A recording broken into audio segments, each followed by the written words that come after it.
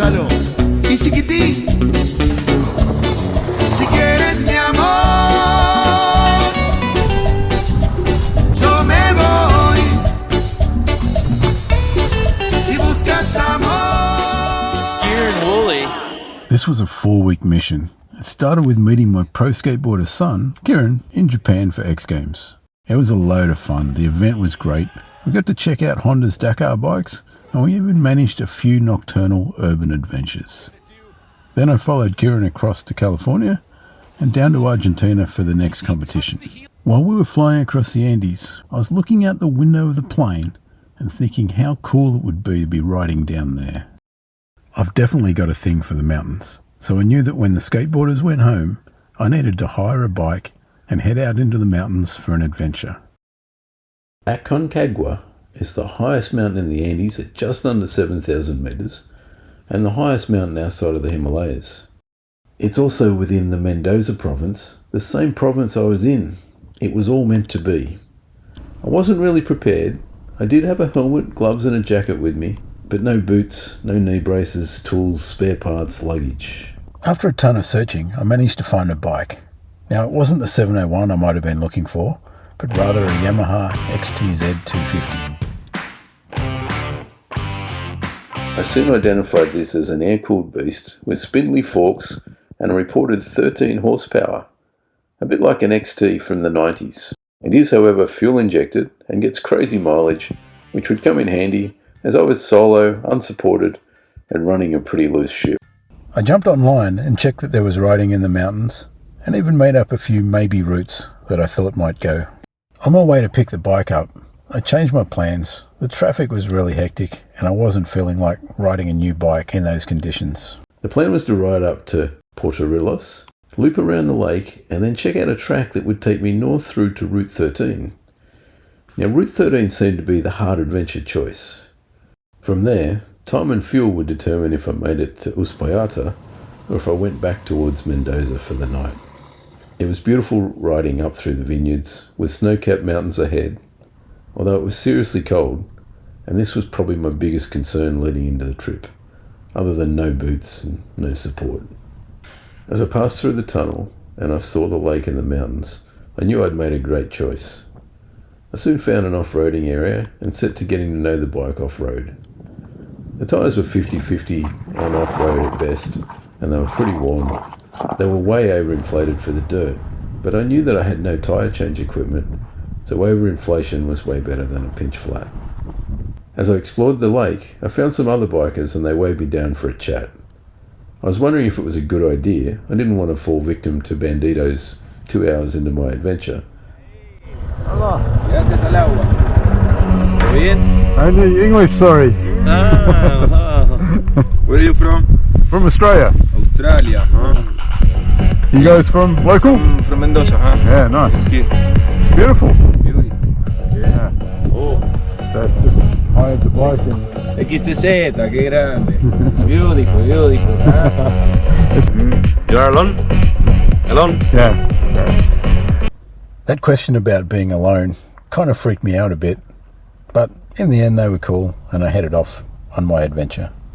I continued on around the lake, followed a track across an old railway bridge, and passed a few signs that probably said road closed ahead. The riding was straightforward, the scenery is beautiful, and I was really looking forward to what trails I might find and be able to link together.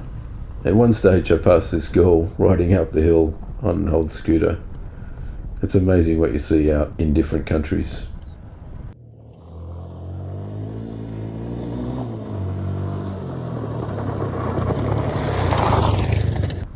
So after an hour or so down this track... Oh, that kind of sucks.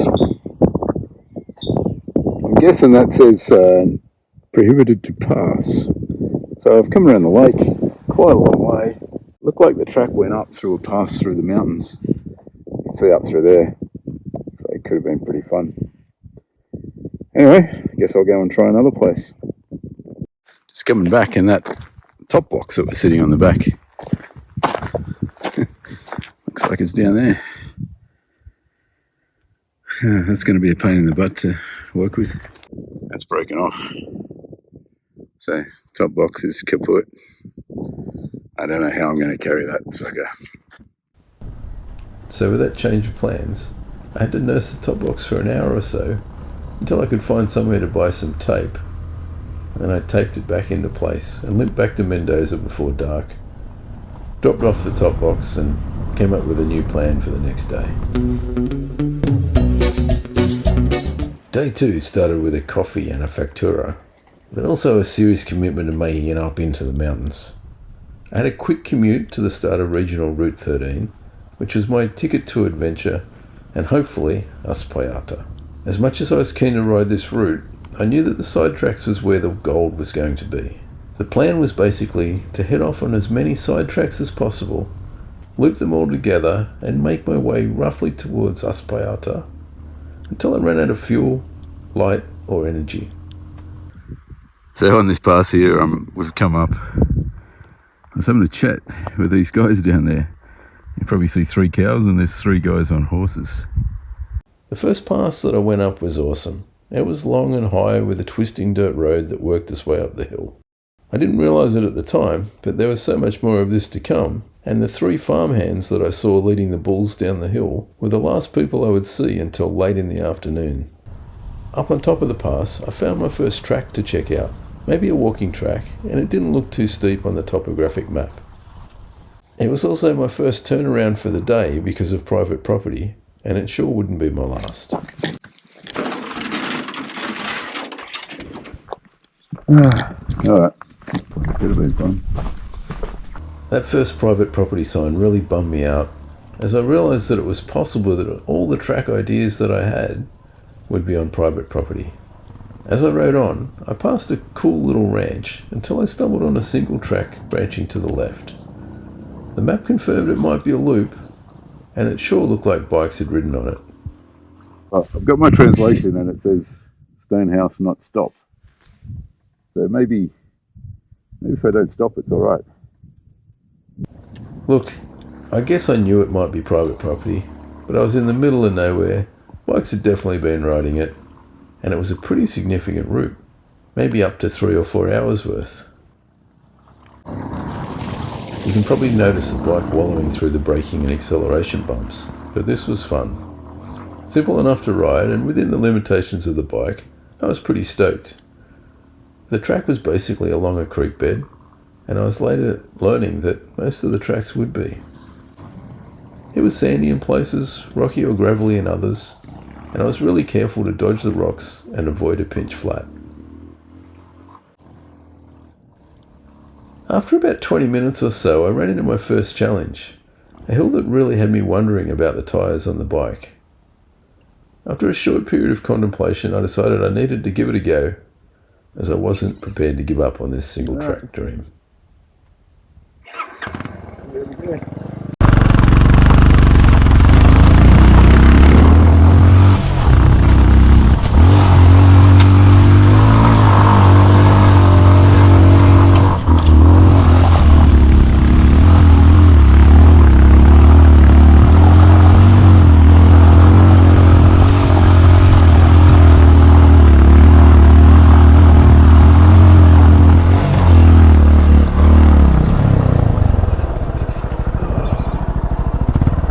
That was bad.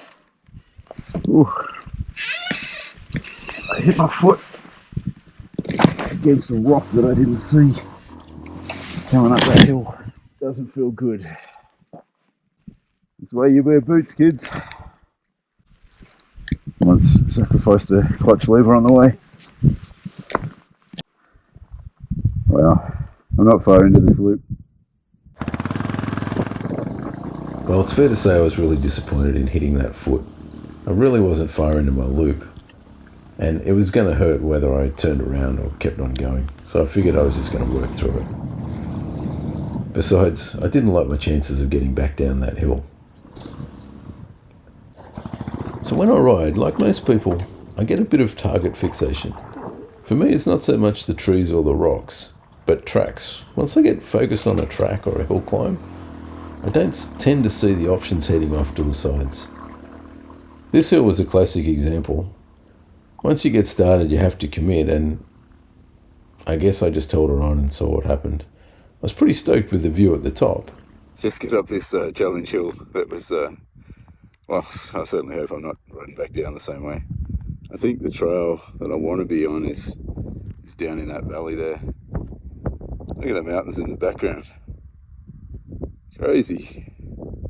But when I wandered around looking for views, looking for links to paths, I realised that it was just a one-way track to the top, and I could see the path that I was after down below me.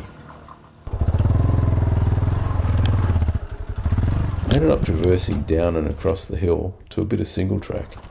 It was a little bit hairy, but I figured it was better than the way I came up.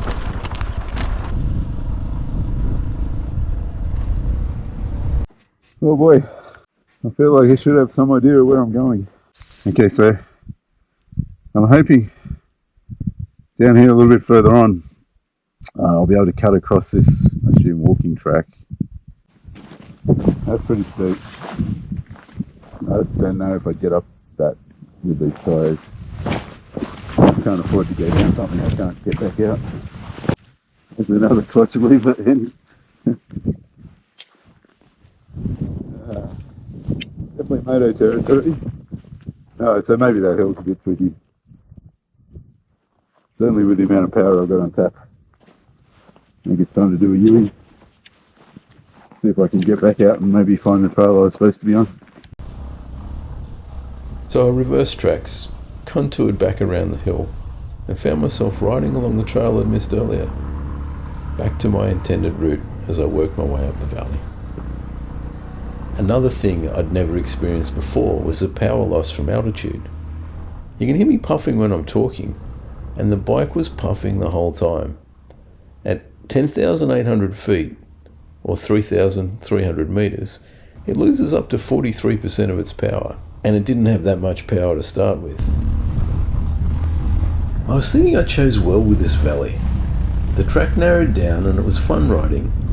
Eventually it cut right through this very narrow creek section, but it was still rideable and I was thinking I'd picked a great track. I hesitated a couple of times because it didn't look quite right, but I still felt I was on a winner. You can see the old horses out over in the pasture there, just wondering what I'm up to. Which, to be fair, I'm wondering as well, because I think I got excited in that creek and missed a turn. Holy cow, a long way out of the track. That would explain why that riding was a bit more technical. It wasn't the trail. Not looking forward to going back down there. So I was wandering back down this track, and it was way more fun going down, gravity really helping the motor out. I stopped a few times. I was really surprised how far I had to go down to find my turn off. I'd actually missed the turn by a couple of kilometres. I guess I also didn't realise how much elevation I'd gained. It turned out I was very close to 10,000 feet at the point where I turned around, which is a lot higher than any mountain in Australia. So once I was back where I was supposed to be, or at least where I wanted to be, I worked my way through the sandy creek bed again. The lack of power made the riding really tough, because you just couldn't get up on top of the sand. So I've just been coming down this canyon for a really long time, and I've got to an intersection, which is cool. I got to say, I'm in the middle of nowhere, and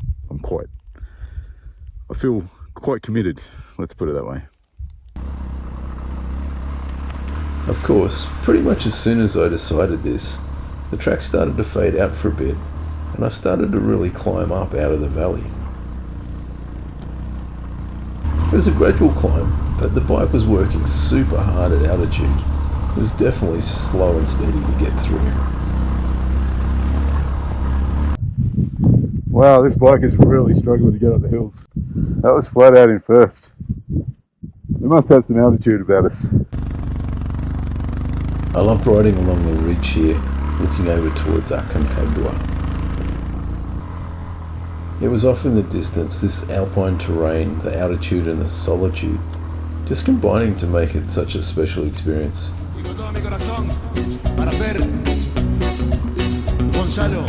Y chiquitín, si quieres mi amor,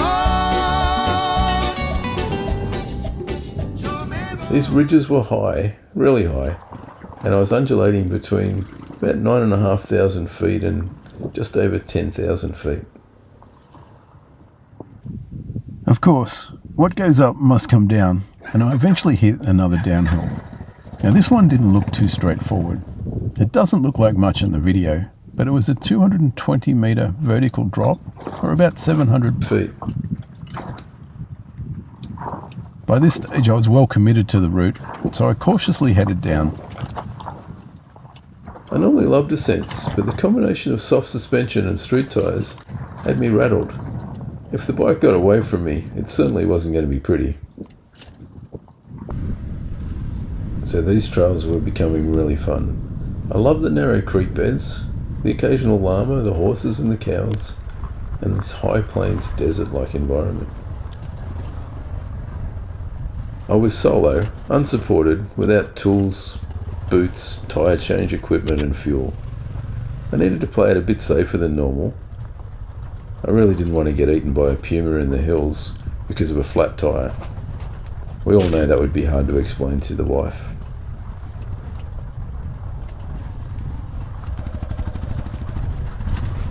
Having dropped down off that ridge, it eventually became apparent that I was continuing to descend. The trails were getting more defined, and I was becoming more confident that this loop was going to work out.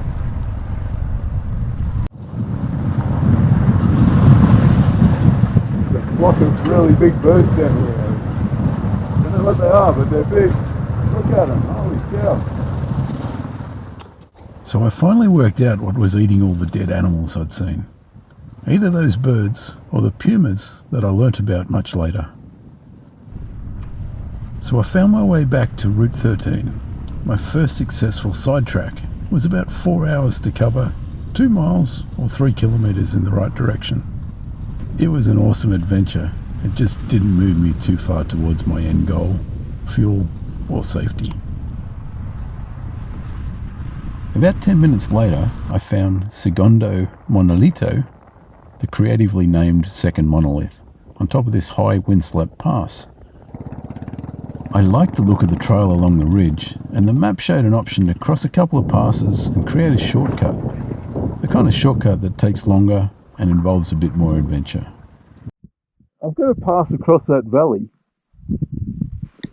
and I can't imagine how it's going to happen. It looks seriously steep. There were some really long hills on this ridge, and as I continued along, the track got narrower and more interesting. But I was still having trouble seeing how I was going to be able to descend into the valley and get back out the other side.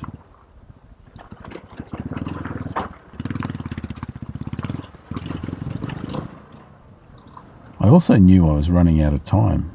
The light seems to disappear really quickly in the mountains, and there were a whole lot of unknowns on this route.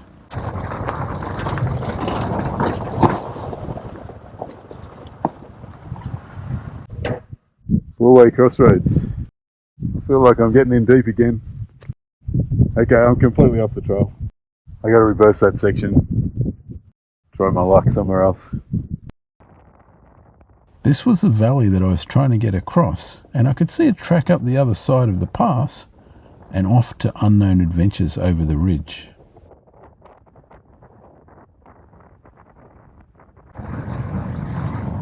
As I was busy retracing my steps, I stumbled across this track that would take me down into the valley. I knew I wouldn't be able to reverse the track, but I figured I could head out down the valley to the original route if the next pass didn't work out.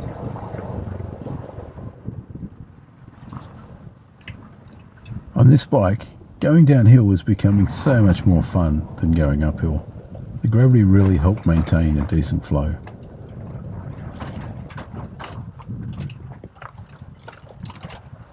I was really stoked to make the valley floor after almost giving up on the route 20 minutes ago.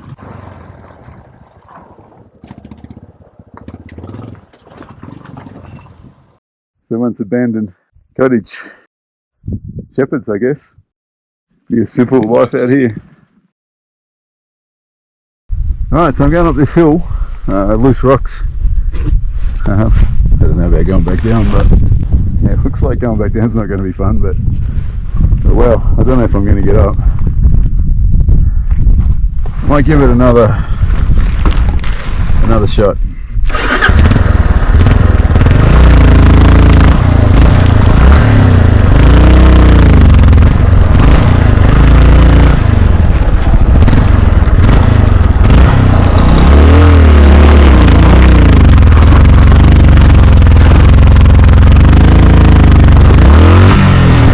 That was the bike flat out.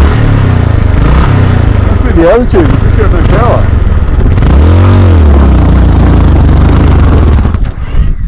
Alright. That's full throttle, it's barely got enough power to spin it. I don't think I'm getting out this way.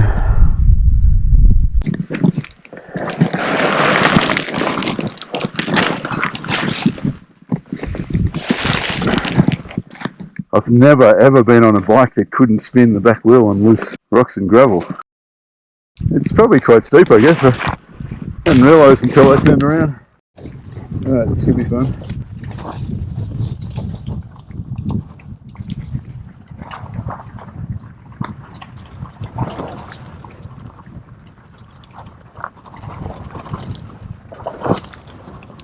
Alright, all good.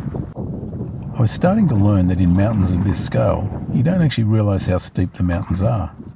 I'd climbed 1,000 vertical feet, or about 300 vertical metres, from the abandoned hut, without even realising it was steep. I was only a few hundred metres from the top of the pass, but it just wasn't going to happen on this bike. I left it in neutral, rolled down the hill, and enjoyed the speed after that slow climb up. I went out past the hut and retreated back down the valley, maybe 30 minutes or so before I rejoined Route 13, less than a kilometre from where I left it a few hours ago.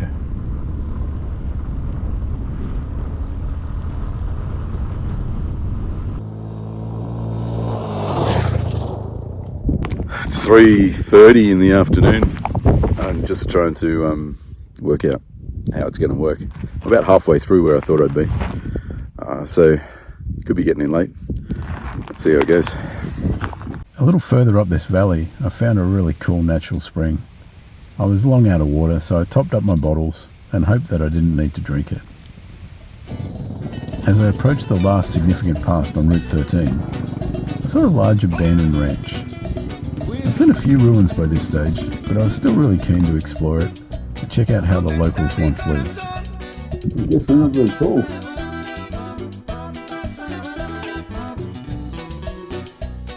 No doorways. Pretty big house.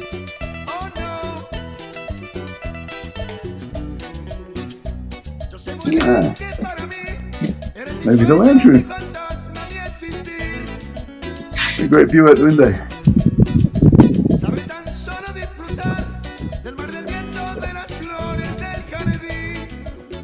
From the pass, there was a hill off to the right, and I really needed to see what was over it. Obviously I was getting a bit too confident after my earlier concerns, still burning time and fuel on side tracks, but now I knew the end was within reach. This track didn't end up taking me anywhere, but how are those views off the edge into the valley?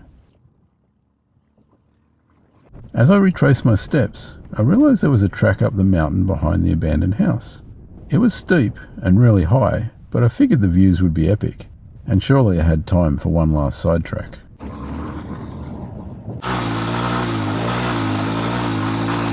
I had a good shot at the hill, but when I went for a lower gear that wasn't there, it was all over.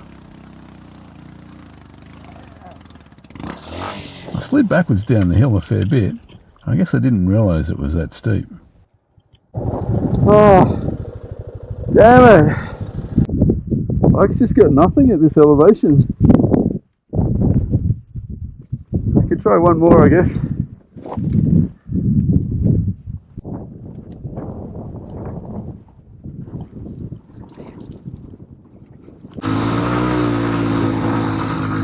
I had to have another shot at the hill, but I ended up stopping within a couple of metres of the first try. Okay. Not gonna happen.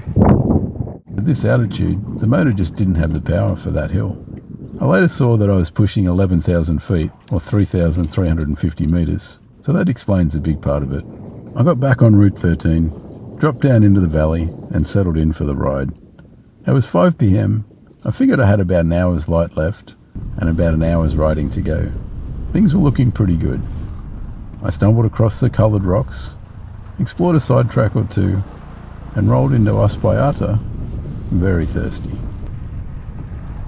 I was a bit cold, really hungry, and quite excited to see humans. I was stoked with my day's adventure. I couldn't find a pub to celebrate it in, but I found a bed for a night, a massive steak sandwich, and a beer or two. This all kept me busy while I started searching the topographic maps and looking for a cool adventure route back to Mendoza.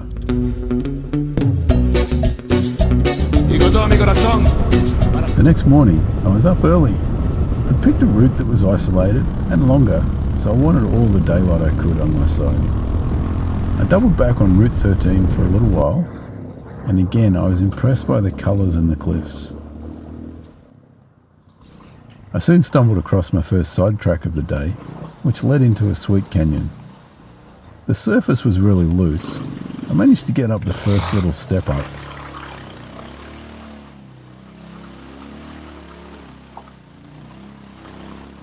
But the second one needed momentum and I just wasn't close to having any.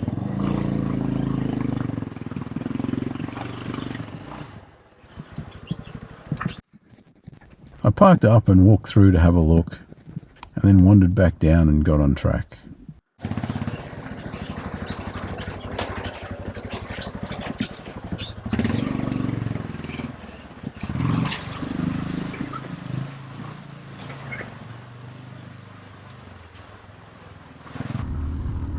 A little further on, I found my intended route.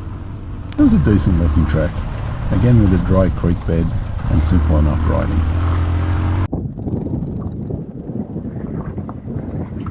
Along the way, I checked out a few more ruins while I was waiting to find the sidetracks that I wanted.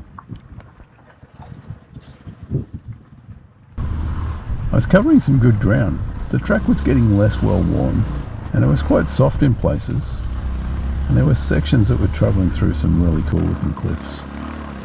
I kept wandering off on sidetracks, discovering rock formations and abandoned buildings, but again, no people.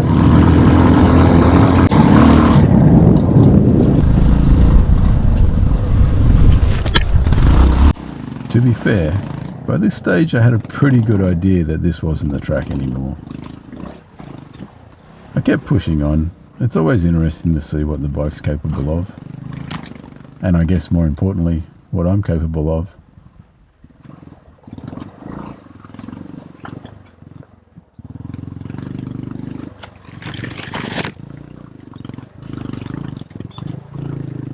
This kind of happened yesterday. Pretty sure I'm not on the trail anymore. I've checked out the map. I'm off to the right of the track a little bit. I think I can come up this this creek here, head up that way, and maybe duck back across. I've got to be careful of. There's all these spiky bushes and some twists on a cactus as well. I certainly can't afford to get a flat. These ones look like the gnarly ones. Got to make sure I miss them.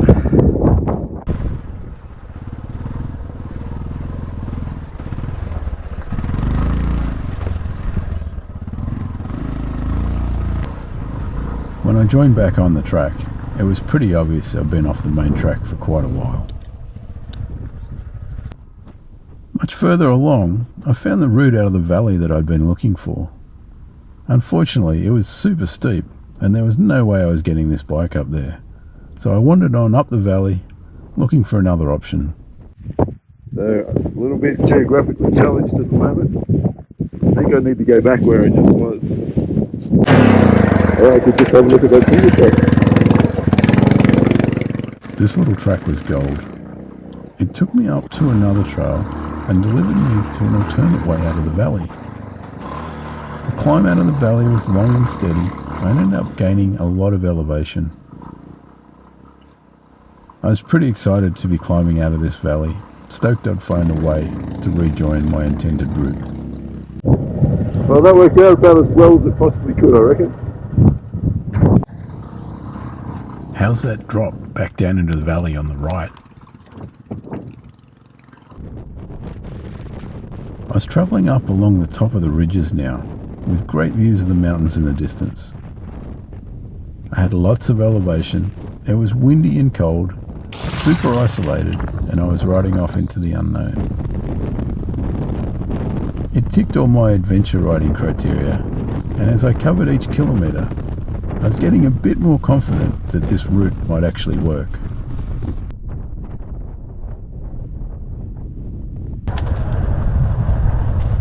I know you can't see it on this video, but this hill was off camber and it led down into some pretty savage erosion ruts. It had a hard-packed base with a loose skatey surface. You got so much pressure in these tyres. I'm really not getting anything from them. I was all puckered up. Luck was on my side this time, and I made it down and up the other side without excessive dramas.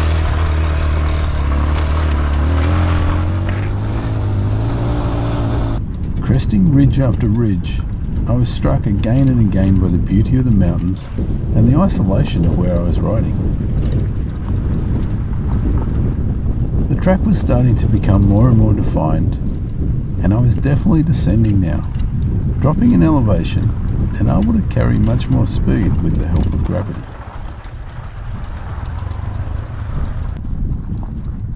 This rocky section caught me out. I could see there was a drop-off, and I was planning to take a look first, but my momentum had other ideas.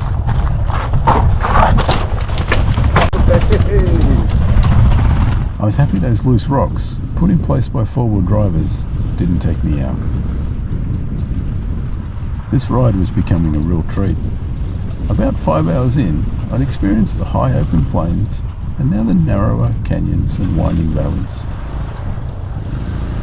This valley ran for a really long way, but I was making good time and I was pretty sure I was going to get through at this stage. I love this set of ruins. The view from the hill behind the buildings was amazing, and I can imagine walking out the door of one of those buildings in the morning and taking in those snow-covered mountains. If I ever come back again, maybe next time I'll be organised enough to get some camping gear and stay in one of these huts. Having finished my sidetrack adventure, hitting the dirt road, I stumbled across a significant old mining area. It was pretty cold, but this ice puddle, still frozen solid at lunchtime, made me realise it was much colder than I thought. I went out and explored these ruins, checked out some of the buildings, and even saw my first car.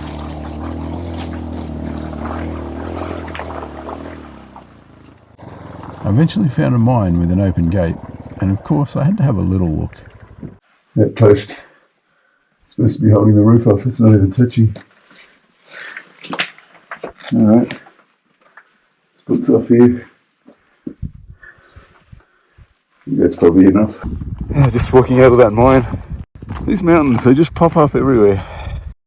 Imagine the miners living in all these abandoned huts. By now I was on a significant dirt road, Route Provincial 52, and I'd passed a monolith or two and a very tame and surprisingly well-groomed fox. Eventually, I realised I'd arrived at a really significant pass.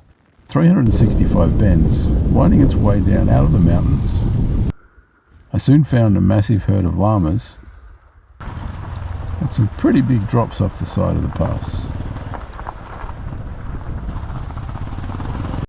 So this is the next bit that we couldn't see from further up. This pass was relentless, and the risk of meeting a car was always in the back of my mind. I must have recorded a couple of hours of footage coming down this pass, and no one should be subjected to watching that. But I'm sure you can appreciate the massive drops off the side and the consequences of having an unplanned excursion on this road. Hello. Hello. How's the ride going? Hello. Good? Good, good. Very good. Nice day. Very good, very nice. Yeah, beautiful. You guys are keeping a good pace. Yeah? Yeah. Paramos a hacer un break. Paramos a hacer un break. Very good. Enjoy. Good. I Met up with these Chilean BMW boys a few times. They stuck to the main dirt roads, but kept up a pretty solid pace and seemed to be having a good time. I was super impressed by this llama. I was trying not to stress it out, but it clearly had the skills to deal with the terrain. There's no way the GoPro is going to show how steep that is, but that's damn near a cliff.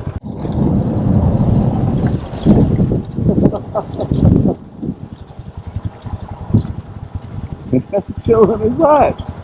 Well, there isn't really much more to say about this pass. It was awesome, repetitive and engaging. I saw a load of llamas, and only later on I thought about how inconvenient it would be to be hit by one. At the bottom of the pass there is a flash and touristy hotel, along with the tourists that go to such places. The bitumen road also starts here, and it's a flat and boring commute back into Mendoza. I arrived back in time for the afternoon peak hour traffic, and it was such an underwhelming way to re-enter society. I returned my bike, having stayed upright the entire time, and while I waited for an Uber, we talked bikes and celebrated the trip with some yerba mate. In the mate in Argentine.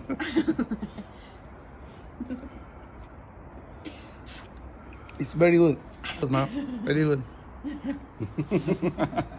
I was flying out in the morning, back to California for a few days, and then back to Australia. I was buzzing from the adventure, from the planning and execution, from the calculated risks, and from the buzz of being super isolated, only able to rely on your riding ability, willpower, and mechanical knowledge. I've had some great adventures in many parts of the world over the years, but this was undoubtedly one of my best. Having said that, not having boots, tools, and tyre change equipment was just plain dumb. And if I had realised I was going as deep into the wilderness as I did, I would have invested a few hours to get that sorted, regardless of how difficult it may have been. I'll never be in a position to put out a lot of these videos, but if you like this one, or some of the previous ones, please think about leaving a comment, liking or subscribing, and I'll catch you after the next adventure. Y con todo mi corazón, para Fer, Gonzalo y Chiquitín.